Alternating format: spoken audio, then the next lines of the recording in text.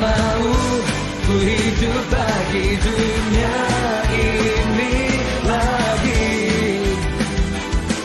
Tak ingin kompromi, tak ingin lakukan hal yang dapat dukakan hatimu.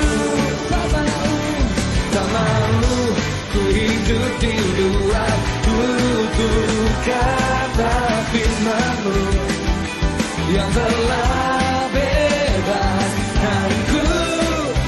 Yesus, kebenaran-Mu adalah pilihanku.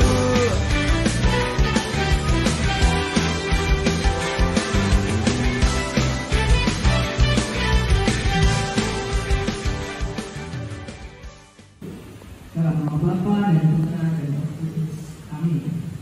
Selamat pagi Bapak di surga. Kami di sini semua bersyukur atas berkat-Mu yang Kau limpahkan kepada kami, berkat yang luar biasa yang melimpah-limpah yang kami rasakan dari lahir sampai detik ini. Bapak, memang kami ini penuh dosa ya Bapak, tetapi kami tahu hanya pada-Mu lah kami mohon ampun, dan jika kami setia tidak mengulangi lagi perbuatan-perbuatan yang tidak menyukakan hati-Mu ya Bapak, kami yakin Engkau akan mengampuni dosa-dosa kami. Bapak, pagi ini kita akan bersama-sama membaca firman-Mu, belajar bersama-sama merenungkan firman-Mu, sehingga kami bisa hidup selaras sesuai dengan firman-Mu dan sesuai dengan Roma 14 ayat 17, kita bisa hidup dalam kebenaran, damai sejahtera dan sukacita oleh Roh Kudus. Kemuliaan kepada Bapa dan Putra dan Roh Kudus, seperti pada permulaan, sekarang, selalu dan sepanjang segala abad. Amin. Dalam nama Bapa dan Putra dan Roh Kudus. Amin. Sekali lagi, salam. Selamat pagi. Sudah sarapan semua? Sudah ya, jam segini harusnya sudah ya. Kalau belum pingsan. Ya. Ini berapa sih? 1, 2, 3, 4, 9. Pingsan lagi apa sih? Tumben biasanya. Karena udah nggak sakit. Kenapa dia? Nakal lagi kah? Ya. Nakal lagi tak cewek kamu teman. Yuk, dalam pertemuan kali ini saya ngasih judul ciptaan baru yang supranatural. Ciptaan baru yang supranatural. Ciptaan baru, apa itu ciptaan baru? Apa? Yang bisa jawab?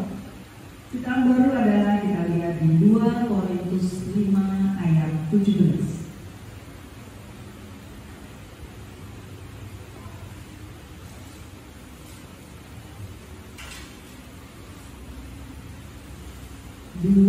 Korintus 5 ayat 17. Ada yang sudah ketemu? Boleh dibaca yang keras, salah satu lainnya menyimak. Siapa yang sudah? Oke, sip. Korintus 5 ayat 17. Jadi siapa yang ada di dalam Kristus, ia adalah ciptaan baru. Yang lama sudah berlalu, sesungguhnya yang baru sudah datang. Jadi siapa yang ada di dalam Kristus? Jadi yang ada di dalam Kristus adalah ciptaan yang baru. Yang di dalam Kristus. Jadi kalau KTP kita atau kalian itu Kristen Katolik, tetapi kalau tidak di dalam Kristus, berarti teman-teman atau kalian itu bukan ciptaan baru. Ya nggak sih? Jadi harus di dalam Kristus. Di dalam Kristus itu seperti apa sih? Ya, di dalam Kristus itu sudah nggak mudah marah, ya nggak? Jalannya benar, nggak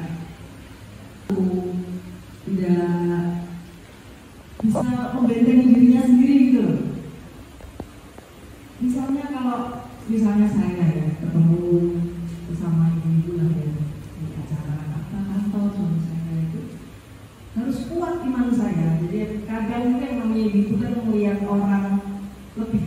dari kita ngomongin, ya nggak sih, lebih jelek dari kita juga diomongin, ya nggak sih, ya kita tuh harus kuat gitu loh. Itu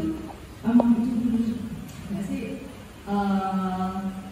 pura-pura kayaknya bilang saya kepengen gitu, atau kalau kadang memang kalau kayak menyetop jangan ada namanya kayak kita kayak sok gitu ya, tapi mau sebanyak kita sendiri itu kalau kita sudah dalam terus itu kita tahu gitu kan ini dalam terus. Karena kan saya sudah pernah bilang hidup ini pilihannya gitu, ikut Tuhan atau ikut iblis. Ikut Tuhan jelas selamat kita, hidup kita aman. Ada beberapa hamba Tuhan ya, ataupun pendeta ataupun romo itu mengatakan kalau kamu sudah ikut Tuhan Yesus pasti hidupmu itu damai, tentram. Ya, tapi mungkin teman-teman semua di sini merasa mana buktinya gitu. Saya sekarang di penjara, saya nggak punya pekerjaan, uang pun tak ada, mana jadi Tuhan? Ya sih, suka seperti itu nggak?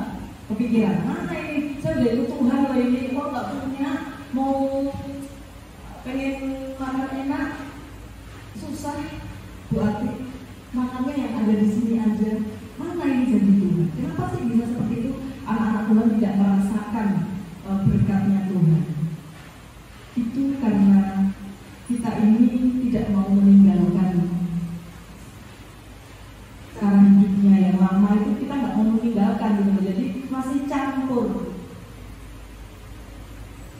Jam 9 sampai jam 10 dari gereja holy berdoa baca firman Tuhan. Begitu keluar dari gereja ini masuk ke kamar, dia cek ngomong dia nggak benar, masih itu yang dimaksud hidupnya itu nggak kudus. Itu ada tertulis di 2 Korintus 5 ayat 4. Coba dibuka 2 Korintus 5 ayat 4. 2 Korintus 5 ayat 4. Sudah ketemu, ayo gantian dibaca. Sebab selama masih diam di dalam kemah ini kita mengeluh oleh beratnya tangan, karena kita mau mengenakan pakaian yang baru itu tanpa menanggalkan yang lama, supaya yang panas itu dibelah lagi. Sebab selama masih diam di dalam kemah ini, artinya selama kita masih hidup di dunia, kita mengeluh oleh beratnya tekanan. Jadi mengeluh berat sekali sih Bu, tinggal di dalam sini Bu, aduh makannya kadang apa kemarin campur kerikil ya, nasinya campur kerikil. Nah, karena kita mau mengenakan pakaian yang baru tanpa meninggalkan yang lama. Nah, kita ini mau nih jadi ciptaan baru, jadi baptis sudah itu Tuhan, jadi ciptaan baru. Tetapi manusia lama kok kamu nggak mau ninggalin gitu, yang malas baca firman, malas praktekin firman, nggak punya pendirian. Itu yang mengakibatkan hidupnya itu masih campur, tidak menerima berkat yang berlimpah dari Tuhan. Sebenarnya coba dari doa Bapa kami yang tiap hari kita doakan, jadilah kerajaan di bumi seperti di dalam surga. Di bumi loh ini, di bumi di kemah ini loh, di sini ini loh. Mau di luar, mau di dalam lapas, kalau hidupnya tidak selaras dengan firman Tuhan, tidak mau praktek firman yang diajarkan atau yang kita baca, sepertinya hidup tapi sebenarnya matinya dianya. Coba deh kalau saya ini tidak mempraktekkan apa yang firman yang saya baca atau yang saya sampaikan ke teman-teman semua. Saya kasih cerita ya, saya itu menikah sama suami saya, terus yang menikah pasti pengen punya rumah ya, punya rumah, terus kredit lah kita karena belum punya uang untuk beli rumah, kredit selama 15 tahun. Saya waktu itu masih kerja di dealer mobil yang di Jogja. Saya mengajukan permohonan kredit 15 tahun. Nah, kan bagi saya gaji waktu itu cukup berapa ya, kalau nggak salah mungkin sekitar 2 jutaan ya. Kreditnya berapa? 1.180.000. Coba, jadi saya cuma terima uang 400. Lalu saya juga bekerja, cuma ya segitu-gitu juga gaji. Berat lah waktu saya merasa berat. Nah, saya bekerja itu saya punya atasan saya itu galak banget, perempuan galak banget. Nah, yang mau saya ceritakan itu singkatnya ya, dan 15 tahun ini saya selesai rumah saya. Terus saya itu mencoba berhitung, karena dulu saya nggak cuma di BTN tapi dengan jam sostek, karena kalau cuma BTN pulang masih harus, jadi 2 hutang saya itu di BTN 15 tahun dan jam sostek 10 tahun. Nah, yang jam sostek itu sudah berjalan nih 10 tahun, harusnya kan 4 tahun ke belakang ini atau 5 tahun ke belakang ini saya kan udah nggak ngangsur yang jam sostek, karena saya tuh jadi waktu itu ya mungkin Tuhan ya yang mengingetin saya tak usah dipikir dulu, utang saya yang di jam sostek harusnya kan selesai 10 tahun kemarin, kenapa saya bayarnya tetap ya. Setelah saya ke BTN, saya tanya-tanya, terus dijelasin, dia juga kayak bingung dalam hati saya, kok gitu ya bang ya, masa nggak tahu gitu loh, saya ini kelebihan bayar gitu. Setelah dihitung saya hanya kurang 1 juta sekian, tapi saya kan yang namanya uang ya, saya hitung bener-bener loh, harusnya ada loh yang 30.000 nih, saya selama 15 tahun ini kemana yang saya bilang gitu. Saya baru sadar bahwa karena saya lewat kantor ya, jadi ada yang 30.000 itu diambil sama bos saya. Saya langsung dalam hati saya, sebelum saya ini ya, kalau masih nyampur itu kan saya tentunya sebel gitu, saya pengen angkat telepon saya pengen telepon teman saya yang ya sama-sama dulu kerja, saya pengen curhat dulu, pengen cerita. Tapi karena saya tuh sudah mulai ya ini ya hidup dan nggak boleh ingat-ingat masa lalu lagi, yang lalu biarlah berlalu. Saya langsung pengen, dia tuh ini jahat sama aku ya, bosku itu tega ya dia ngambil uang saya 30.000 15 tahun yang lalu, pasti kan 100.000 loh ya nggak sih. Ya sekarang nggak merasa 30.000 buat apa sih, itu buat usaha aja nggak bisa ya. Yang tapi saya pengen rasanya tuh dial nomor teman saya, ngomong sebentar apa ya Tuhan, sebentar ada Tuhan mau cerita, tapi Tuhan enggak cukup, udah bersyukurlah sekarang kreditnya sudah lunas, sudah berhasil membayar selama 15 tahun, cukup kata Tuhan itu. No, nggak perlu yang lalu-lalu itu benar-benar. Jadi apa yang mau sampaikan, saya sampaikan ke teman-teman, sudahlah yang kemarin-kemarin, yang lalu-lalu nggak perlu diingat-ingat lagi. Bikin sakit hatinya, ya nggak sih? Orang yang jahat sama kita tapi ternyata ngambil keuntungan loh ya, itu kalau dipikir-pikir bikin percuma, masih nyampur lagi hidup kita, nggak jadi diberkati. Saya kemarin kan bilang berkat itu sudah di pintu situ, tinggal sikap hati kita mau gimana, mau nyuruh berkat itu masuk atau berat itu keluar lagi dari lapas itu.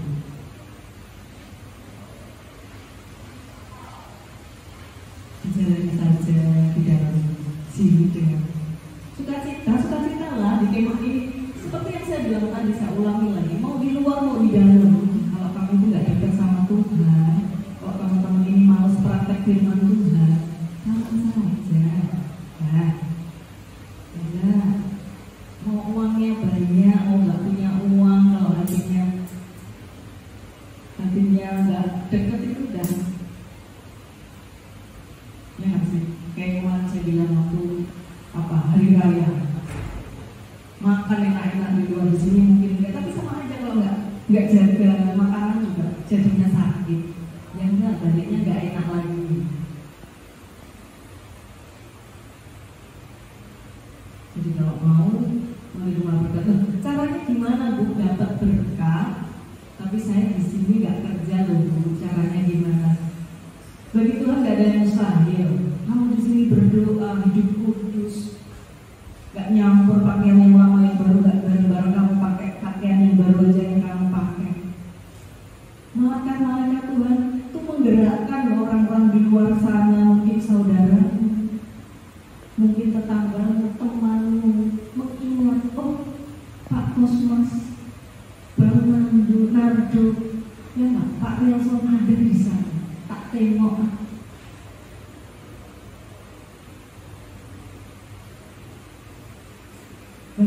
ada yang mustahil itu maksudnya. Jangan pernah kecil hati, nggak mungkin lah. Jangan, kalau banyak mengeluh tuh ya itu. Berkatnya tuh malas mau masuk mendekatin kita tuh malas. Ingat Yusuf. Coba Yusuf itu. Orang baik loh itu Yusuf. Dibuang loh sama saudara-saudaranya.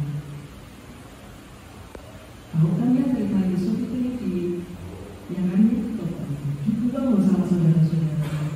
Gara-gara sangat disayang sama bapaknya, mereka cemburu, kakak-kakaknya iri cemburu. Kan memang cemburu itu nggak boleh. Mau temennya lebih disayang atasan, mau temennya lebih disukai teman-temannya, nggak apa-apa. Ya nggak sih? Kenapa bisa aku nggak disenangi teman-teman? Kenapa lihat dirinya sendiri coba? Ya nggak, Yusuf udah dibuang, terus kerja sama siapa itu Potifar, ya nggak sih, digodain sama istrinya dia kuat, di penjara, nggak ngapa-ngapain loh, nggak salah loh, di penjara. Tapi Yusuf aja gitu loh, Yusuf di penjara, tetap baik, dikasih kepercayaan sama kepala penjaranya, ya nggak sih, suruh mengatur di dalam penjara. Dia juga karena Yusuf ini memang benar-benar setia ya sama Tuhan, dia mengerjakan pekerjaan yang diberikan oleh Tuhan dengan baik. Ya, teman saudaranya nih ada yang mimpi, terus dikasih tahu mimpinya itu artinya ini. Nanti kalau kamu keluar bilang ya bahwa aku ini tidak bersalah, karena Yesus bilang itu. Terus teman penjaranya sudah keluar, lupa ini yang sudah keluar, ya enggak? Sama kayak gitu ya, nanti mau keluar ya Henry ya, jangan lupa sama teman-teman yang di sini ya. Kemarin saya WA itu loh, siapa? Nah, Tommy, saya dapat dari Brazil, karena dicari sama Bu Ana si Tommy. Bu Ana bilang, Bu Ana, itu si Tommy keluar ya, di mana dia? Aduh. Terus saya coba WA Brazil, dia kamu sudah keluar ya, ini minta nomor handphone. Boleh. Bu Arti, karena ini ditanyain. Oh, jadi sebenarnya Henry besok kamu keluar. Kalau kamu mau mencatat nomor saya atau nomor Bu Ana, di loh Henry. Nah, ini Tommy ini kemarin udah begitu. Saya Bu Arti, Tommy, aku dicariin sama Bu Ana, kamu sama dia. Oh iya, Tommy bilang gitu. Dan Tommy sudah masuk dalam grup KKS kami. Jadi setiap hari itu Bu Ana kasih membaca firman Tuhan 2 bab atau 2 ayat, terus Bu Ana itu menjelaskan, membimbing. Terus hampir setiap hari itu tim kami teman-teman KKS itu di seluruh Indonesia itu mengadakan Zoom atau datang. Kalau Bu Ana itu kan di Jakarta atau di Semarang ya, jadi seputaran Jakarta Semarang, Bu Ana itu kadang datang ke lapasnya seperti saya ini. Kadang nggak cuma Bu Ana sih, ada teman-teman yang lain juga. Kadang karena Bu Ana semua kan kasihan. Nah, yang kemarin yang agak disesalkan kami tim KKS itu ada yang di lapas mana ya? Misalkan mana? Pemain keyboard Pak Nelson baru keluar 3 bulan masuk lagi, nggak boleh ya Henry, nggak mau saya lihat kamu di sini lagi. Itu karena apa coba? Ya begitu keluar lupa. Cari kerjaan susah Bu. Kalau nggak mencuri, nggak begal, nggak jadi kurir, nggak punya uang Bu. Kalau cuma merintis dari nol lama Bu. Ya kalau mau cepet-cepet menyalakan api neraka ya memang harus itu aja. Jualan narkoba, mencuri lah, masuk lagi, itu kan terus banget ya. Tapi yang enggak ada yang keluar lagi namanya siapa dia kesaksian keren banget dia. Dia mengikuti ajarannya Bu Ana semua, mencatat nomornya Bu Ana, ikut dalam grup, mengerjakan apa yang diajarkan. Dia sekarang banyak orang, banyak teman itu mendatangi dia untuk mengerjakan pekerjaan, dan dia merasa wow,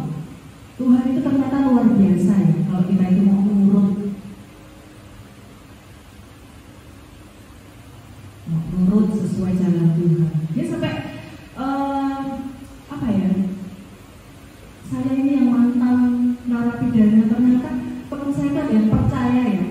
Karena apa ya? Karena itu kan di pakaiannya yang lama tuh udah nggak dipakai lagi.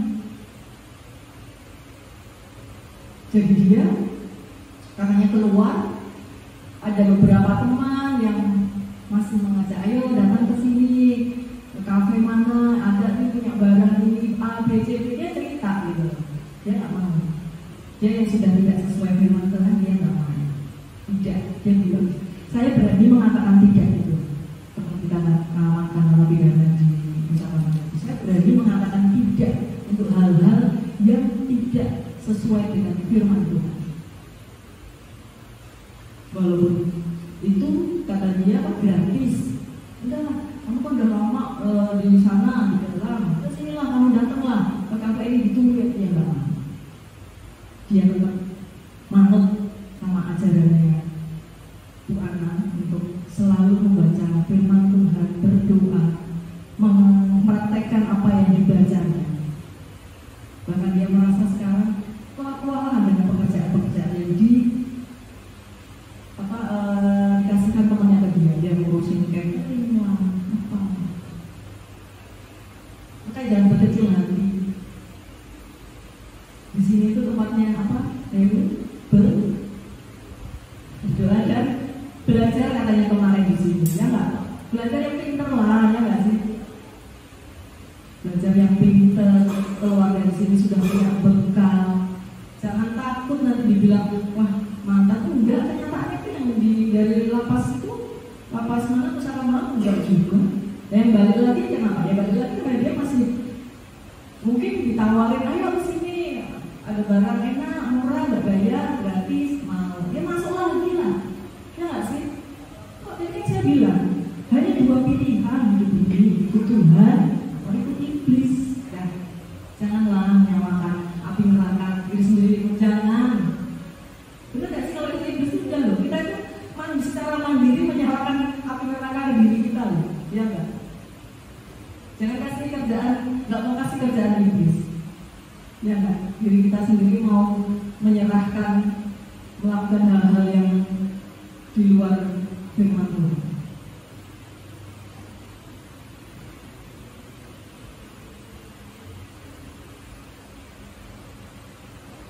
Jadi di mana kita hidup, kita ini punya pilihan masuk ke lingkungan mana. Jadi saat ini kalau sekitarmu atau lingkunganmu membicarakannya hanya tentang dulu saya itu hebat, dulu saya itu bisa mencuri tanpa ketahuan, bisa merampok tanpa ketahuan. Gak usah diikutin yang ngomong yang masih kayak gitu. Jangan deh bikin pikirannya itu sia-sia gitu. Ada kan di firman Tuhan kita nggak boleh memikirkan hal yang sia-sia, ya nggak sih? Jadi kumpulan yang diikutin, yang ditongkrongin itu yang ngomongnya tentang firman Tuhan yang baik-baik saja. Oh, jadi ke depan kalau aku sudah keluar, aku nih nggak mau. Tidak, kalau nggak ke gereja. Siapa tadi yang setiap hari? Yang setiap hari ke gereja siapa tadi? Bang Ardo ya? Ya kan? Kayak gitu di luar udah enak-enak gitu.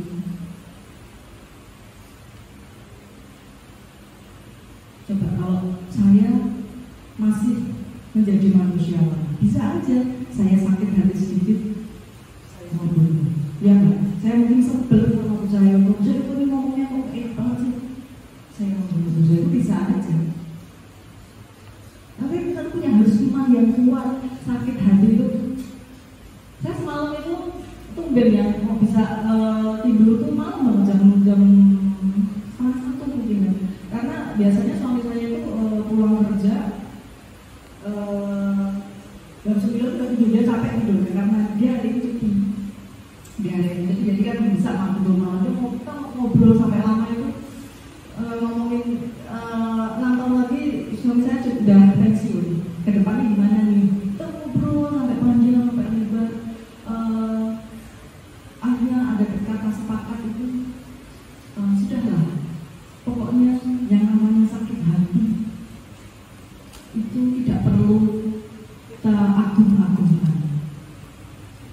kita sudah sama-sama di posisi yang kalau misalnya aku ini salah ngomong pada dia itu, mungkin aku agak nyelkit atau ngomongnya kasar, kalau aku nggak sempat minta maaf, ketahuilah aku tuh pasti langsung minta maaf sama Tuhan. Awalnya suami saya nggak terima, nggak bisa, kamu harus bilang sama aku bahwa kamu minta maaf. Jadi udah mau cekcok lagi gitu, udah mau gitu. Tapi pikir lagi, oh gitu, jadi papa maunya gitu, kalau aku ngomongnya nggak keras dikit harus langsung minta maaf kan gitu. Iya, suami saya bilang oke, itu bisa gitu loh. Oke, berarti gitu. Tapi Pak, kalau besok kamu tuh ngomongnya mungkin agak kasar sama aku, nggak perlu minta maaf. Aku bilang gitu. Tapi saya bilang, nggak mau, aku tetap minta maaf. Ya terserah. Tapi aku sudah nggak butuh permintaan maaf, karena aku ini percaya kalau kita mau memaafkan orang, dosa-dosa kita pun juga diampuni, ya nggak sih? Apa yang diikat di dalam dunia itu terikat di surga. Jadi di dunia ini kalau kita masih mengikat kesalahan-kesalahan orang, kita masih benci sama orang, ya masa sih di atas Tuhan melihat, nggak apa-apa, itu berarti disakitin kok, nggak bisa. Tapi kita tuh harus beres dulu. Kalau nunggu orang minta maaf sama kita, mau sampai kapan? Itu semakin menyakiti diri kita. Semakin kita itu nggak mau kalau dia belum minta maaf nggak mau. Itu yang bikin hati kita keras. Ya nggak sih? Tuhan kita Yesus Kristus itu kan makhluk. Dia dipukulin sama kejadian saja. Ya walaupun memang pun mau melawan nggak bisa ya. Tapi apa coba Tuhan Yesus tetap mendoakan. Ya memang berat menjadi seperti Tuhan Yesus itu berat. Tetapi kan kita sudah percaya bahwa di dalam Dia, kalau di dalam Tuhan Yesus kita itu menjadi ciptaan baru. Di luar Dia, kalau cuma KTP Kristen Katolik, tidak di dalam Tuhan Yesus, kita ini yang hidupnya naik turun gitu, ya nggak sih?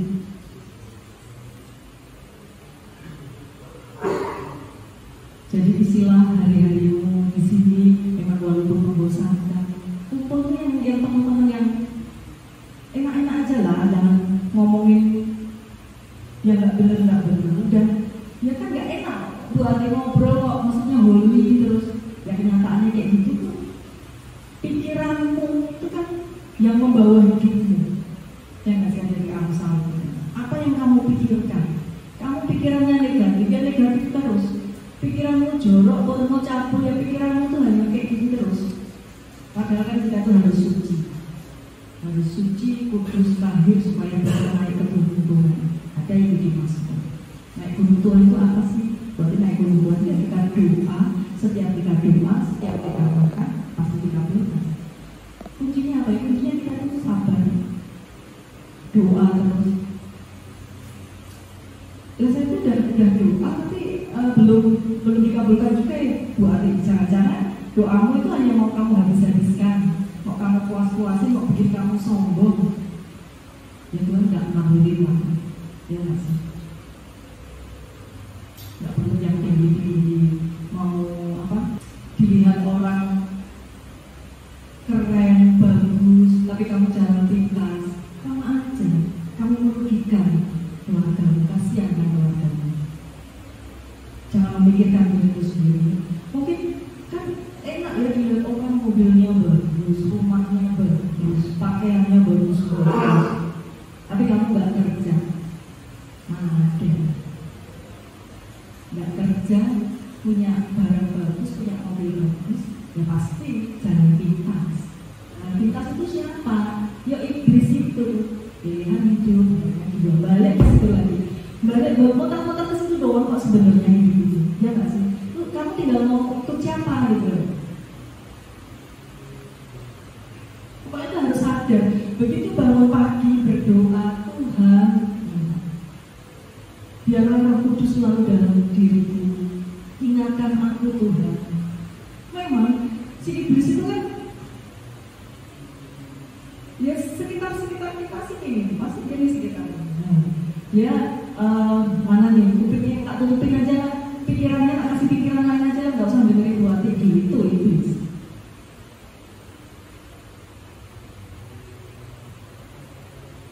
Ya nggak sih?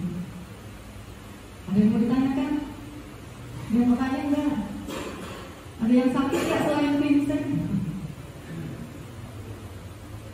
Salam ya buat Vincent ya. Bilangin firman Tuhan dibaca enggak? Bukan yang Bu Ati. Kok bisa sakit? Ya enggak?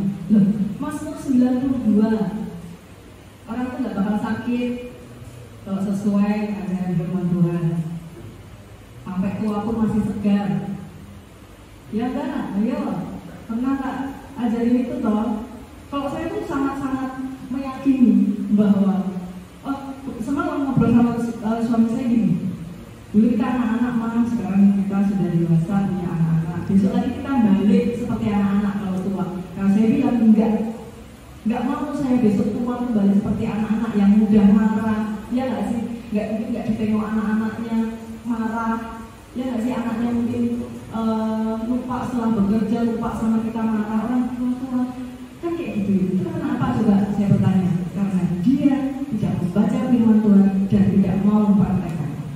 Jadi tidak ada orang tua yang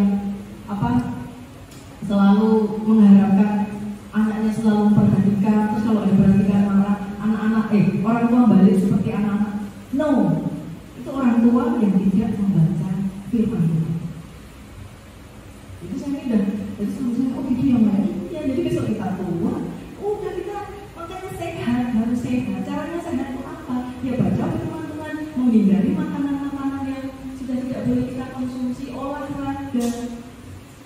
Cuma baca firman tapi tiduran terus ya gimana sih?